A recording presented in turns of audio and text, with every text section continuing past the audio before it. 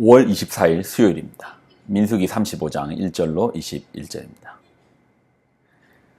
여호와께서 여리고 맞은편 요단 강가 모압 평지에서 모세에게 말씀하여 이르시되 이스라엘 자손에게 명령하여 그들이 받은 기업에서 레위인에게 거주할 성읍들을 주게 하고 너희는 또 그 성읍들을 두르고 있는 초장을 레위인에게 주어서 성읍은 그들의 거처가 되게 하고 초장은 그들의 재산인 가축과 짐승들을 둘 곳이 되게 할 것이니라. 너희가 레위인에게 줄 성읍들의 들은 성벽에서부터 밖으로 사방 1000규빗이라. 성을 중앙에 두고 성밖 동쪽으로 2000규빗, 남쪽으로 2000규빗, 서쪽으로 2000규빗, 북쪽으로 2000규빗을 측량할지니 이는 그들의 성읍의 들이며 너희가 레위인에게 줄 성읍은 살인자들이 피하게 할 도피성으로 6성읍이요 그 외에 42성읍이라. 너희가 레위인에게 모두 48성읍을 주고 그 초장도 함께 주되 너희가 이스라엘 자손의 소유에서 레위인에게 너희가 성읍을 줄 때에 많이 받은 자에게서는 많이 떼어서 주고 적게 받은 자에게서는 적게 떼어 줄 것이라. 각기 받은 기업을 따라서 그 성읍들을 레위인에게 줄지니라. 여호와께서 또 모세에게 말씀하여 이르시되 이스라엘 자손에게 말하여 그들에게 이르라. 너희가 요단 강을 건너 가나안 땅에 들어가거든 너희를 위하여 성읍을 도피성으로 정하여 부지 중에 살인한 자가 그리로 피하게 하라. 이는 너희가 복수할 자에게서 도피하는 성을 삼아 살인자가 회중 앞에 서서 판결을 받기까지 죽지 않게 하기 위함이니라. 너희가 줄 성읍 중에 6을 도피성이 되게 하되 세 성읍은 요단 이쪽에 두고 세 성읍은 가나안 땅에 두어 도피성이 되게 하라. 이 6성읍은 이스라엘 자손과 타국인과 이스라엘 중에 거류하는 자의 도피성이 되리니 부지 중에 살인한 모든 자가 그리로 도피할 수 있으리라.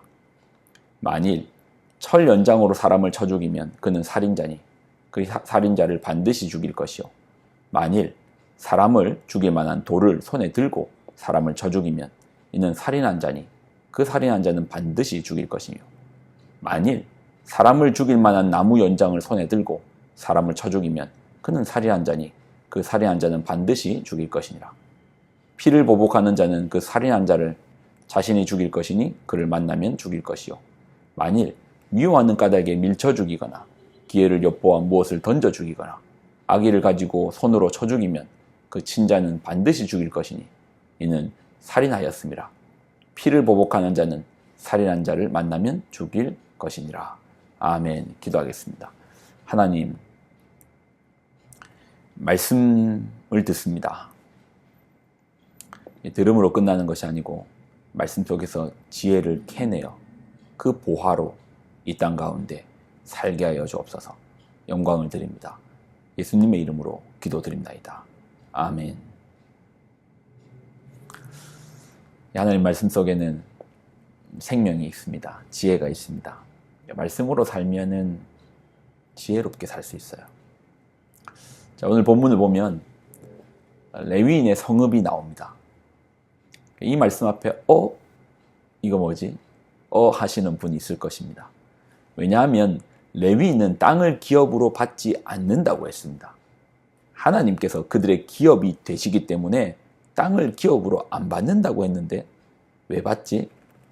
그래서 레위인들은 최소한의 거처만 받습니다. 농사를 짓는 땅이 아니고 목축, 그러니까 백성들이 주는 그 양들에 대해서 목양하고 목축할 수 있는 정도의 거처, 자기들이 지낼 만한 그 집에 대한 거처만 이제 받습니다. 자, 그리고 레위인의 거처가 이제 48개의 거처인데 그 중에 6개의 거처가 아주 독특한 제도로 운영이 됩니다. 그것이 바로 도피성입니다. 이름에서 나오죠.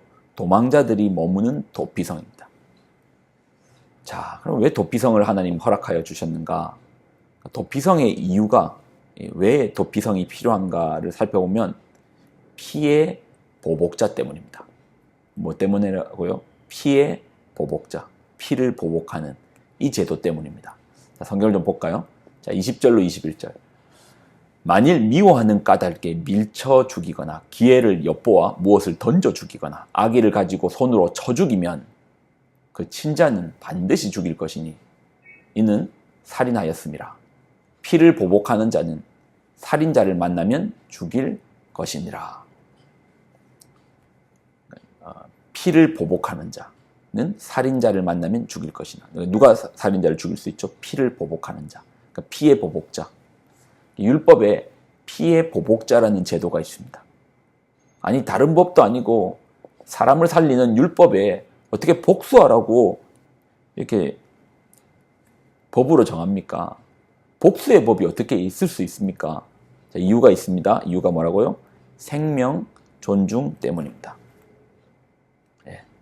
이유를 들으니 더 의아하죠. 아니 복수해라고 해놓고 그 복수하는 법을 만들어놨고 이것이 생명 존중 때문이라고 하면 뭔가 말이 맞지 않는데 여러분 생각해 보십시오. 기분 나쁘다고 사람을 때립니다. 그리고 아무런 처벌이 없습니다. 자기가 마음이 상했다고 사람을 죽입니다. 그리고 그냥 넘어갑니다. 이런 사회가 생명 존중의 질서가 유지되겠습니까?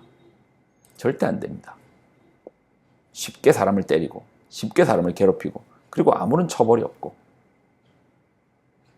그래서 하나님은 생명 존중을 위해서 피해 보복자 제도를 두셨습니다. 자, 그런데 어떤 경우는 고의가 아니고 우발적인 것도 아니고 부지 중에 모르는 가운데 또는 오해 가운데 살인사건에 휘말릴 수가 있습니다. 근데 피해 보복자가 저 사람도 그때 이 살인사건이 있을 때 거기에 있었어 하고 피해 보복자가 칼을 들어버리면 또 다른 누군가의 생명을 잃게 되는 것입니다. 자, 말씀해서 보겠습니다. 9절로 12절.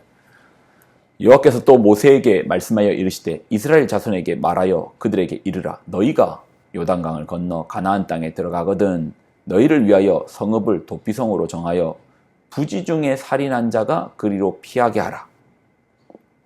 이는 너희가 복수할 자에게서 도피하는 성을 삼아 살인자가 회중 앞에 서서 판결을 받기까지 죽지 않게 하기 위함이니라.